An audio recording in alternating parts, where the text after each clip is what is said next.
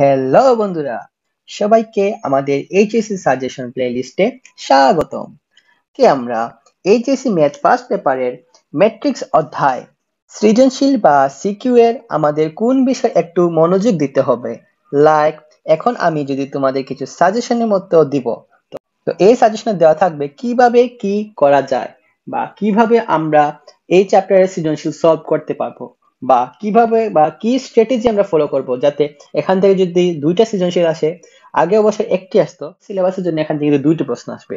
তো আমাদের কি কি স্কিল বা কি কি অংশ বা কোন বিষয়গুলো আমাদের ভালো করে আয়ত্ত করতে হবে, যে এখান থেকে আসলে যেন আমি দুইটা সৃজনশীল আনসার করতে পারি, সেই রকম মেন্টালিটি গড়ে তোলো। আর এই গড়ে তোলার জন্য আমি আজকে আপনাদেরকে সহায়তা করছি।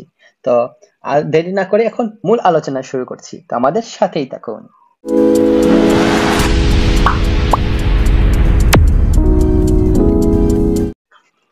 তো ক নাম্বারে কি কি আসতে পারে বা কি কি সবচেয়ে বেশি আসতে পারে সেগুলো আমরা একটু দেখে নিব।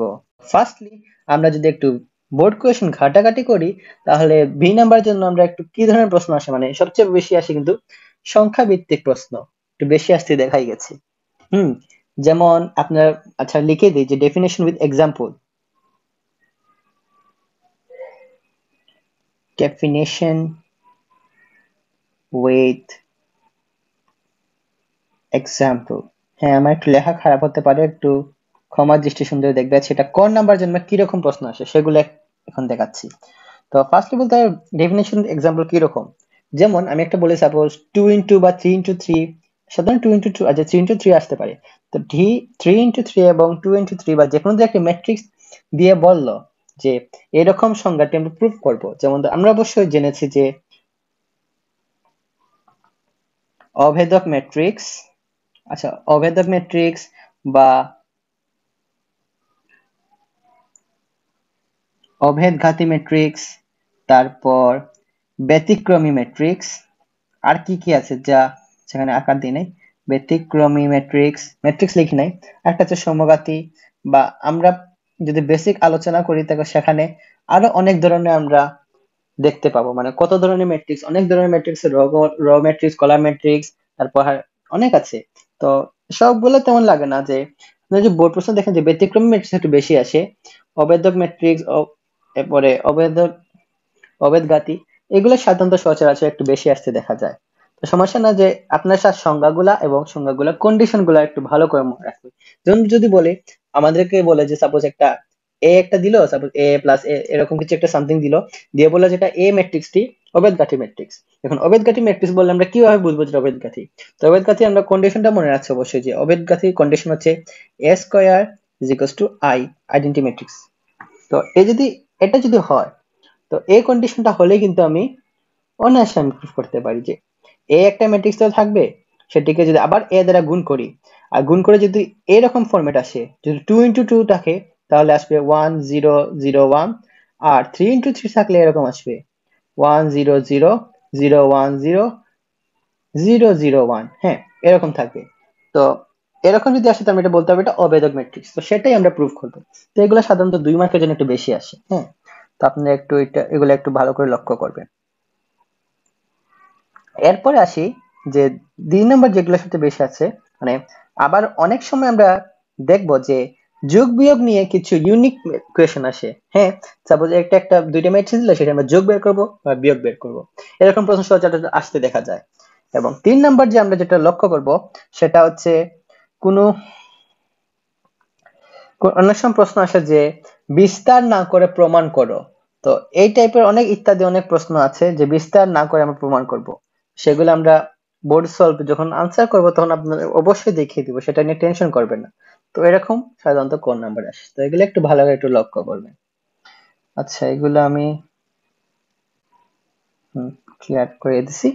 আচ্ছা, এখন আমরা দেখব যে খ নাম্বারের প্রশ্ন খ নাম্বারের প্রশ্নতে কি রকম আসে। যেমন খ নাম্বারের সাধারণত খ নাম্বার প্রশ্ন জনপ্রিয় দুইটি প্রশ্ন আসে। শুধু দুইটি। তো একটি হচ্ছে প্রুফ টাইপের প্রশ্নগুলি, মানে নির্ণায়কের প্রুফগুলো। সাধারণত সাপোজ লেফট হ্যান্ড সাইডে একটা নির্ণায়ক দিল, সেটাকে রাইট হ্যান্ড সাইডে একটা দিয়ে দিল, এটা আমি প্রুফ করব।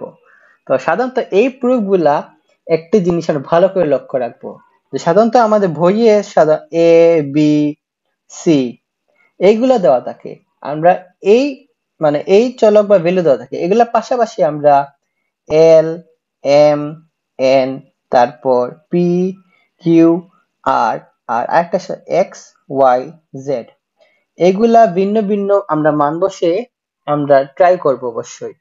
তো অনেকে বলতে পারে কি জন্য এগুলা করব, কেন না, এগুলা যখন আসে পরীক্ষায়, সাপোজ আমি প্র্যাকটিস করলাম এবিসি দিয়ে, কিন্তু পরীক্ষা আসলো এলএমএন দিয়ে, সাপোজ এটি চলে আসলো, তখন আমরা যেভাবে আমরা অঙ্ক করে অভ্যস্ত, তখন এই অভ্যস্ত বাইরে আমরা মানে যেভাবে আমরা করি সেটা আমরা তো পরিচিত হয়ে যায়।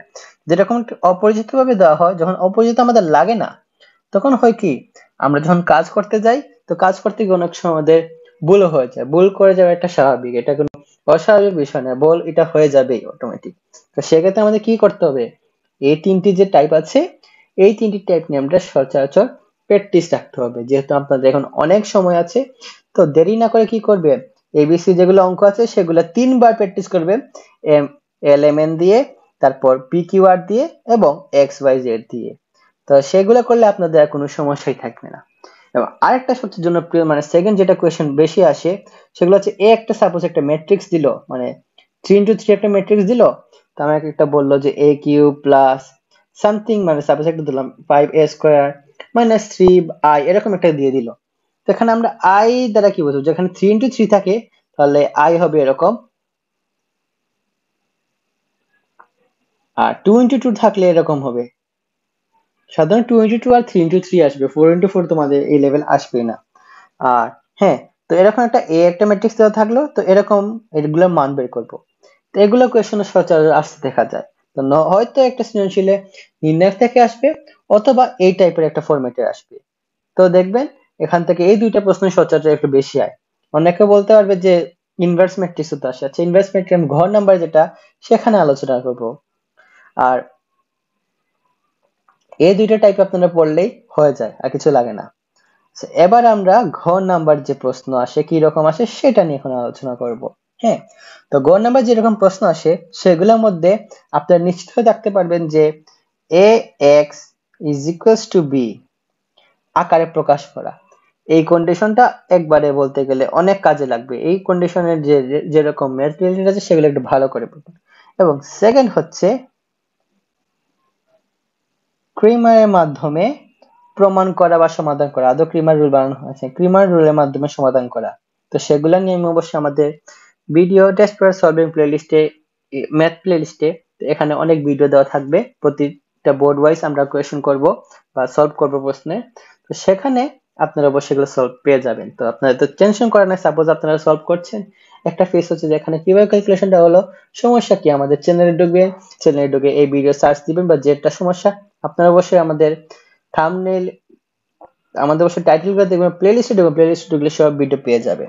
তো আপনার এখানে কোনো অসুবিধা করতে হবে না। তাছাড়া আমাদের ফেসবুক পেজ বা আমাদের গ্রুপ আছে, সেখানে আপনি যদি বলতে পারেন যে ওই বিষয়ে ভিডিও লাগবে, আমাদের এখানে যা আমাদের এক্সিকিউটিভ আছে, তারপর কোর মেম্বার আছে, তারা অবশ্যই আপনাদের সহায়তা করবে। আমি থাকলে আমি আপনাদেরকে লিংক দিয়ে দিব, সেক্ষেত্রে আপনার টেনশন থাকা লাগবে না। এবং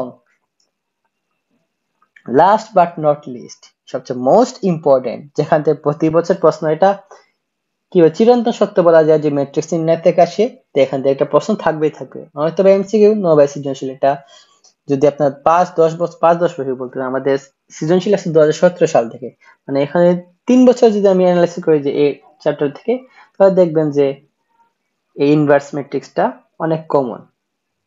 আচ্ছা, তো বিপরীত ম্যাট্রিক্স, হ্যাঁ, তো এই বিপরীত ম্যাট্রিক্স রিলেটেড যা কোয়েশ্চেন আসে, সাপোজ আপনাদের কেতাবউদ্দিন স্যারের বই সলভ করেন, বা অসীম স্যারের বই সলভ করেন, বা অনেকে এসিউ আহমেদ বই সলভ করেন, এখানে যে কয়েকটা আমাদের বিপরীত ম্যাট্রিক্স আছে সেগুলো তো অবশ্যই প্র্যাকটিস করবেন। তাছাড়া বোর্ডে যেগুলা সৃজনশীল এসেছে, সৃজনশীলে যেগুলা বিপরীত ম্যাট্রিক্স এসেছে সেগুলো সলভ করে, যদি এই দুই জায়গায় যদি আপনারা ভালো করে সলভ করতে পারেন, তাহলে আপনারা যদি একটা বা দুইটা যে ভুল করেন তো সে জায়গায় কি ভুল করেছেন সেই ভুলগুলো আপনারা ধরতে পারবেন, বুঝতে পারবেন, এবং সেই ভুলগুলো আগামীতে বা যদি না করতে পারেন সেই ক্ষেত্রে আমাদের মেন্টালিটি এরকম গ্রো করবে। তাহলে সেক্ষেত্রে যদি এই একটা প্রকাশ এই এই তিনটা প্রকাশ যত ভালো করে জেনে নেন তাহলে এখান থেকে আপনাদের 4 মার্ক নিশ্চিত। এর মানে আগে যে আমি ক নাম্বারে 2 মার্ক প্লাস খ নাম্বারে 4 মার্ক, এখানে 4 মার্ক, মানে এখানে 10 মার্ক আপনাদের নিশ্চিত হয়ে যাবে যদি এই হাতে গোনা কয়েকটা টপিক পড়েন। তো to sum up the all the topic, এখন আমি আপনাদের আবার বলছি যে ক নাম্বারের জন্য আমার, আচ্ছা এগুলো সব মুছে দেই, এখন জাস্ট আমার কথাগুলো শুনেন।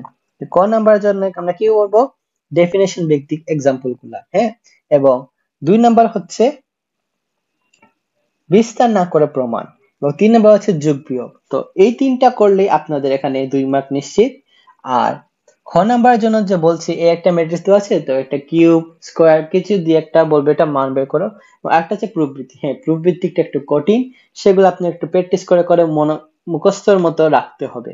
এবং 3 নাম্বার হচ্ছে ক্রেমার পদ্ধতি এবং ইনভার্স ম্যাট্রিক্স, যেগুলো অনেক সহজ, আপনাদের মুখস্থ করতে হচ্ছে না, জাস্ট শুধু নিয়মটা জানলেই আর পরীক্ষা হলে ক্যালকুলেশনে ভুল না করলেই হলো। তো আজকের ক্লাসটা এতটুকুই ছিল, আশা করি এই ভিডিওটি আপনার সবার উপকৃত হয়েছে। যদি আপনি মনে করেন যে এটি আপনাদের উপকৃত হয়েছে তো অবশ্যই ভিডিওটি আপনারা শেয়ার করে দিবেন। তো এটুকুই ছিল আজকের ক্লাস, সবাই ভালো থাকবে, ধন্যবাদ।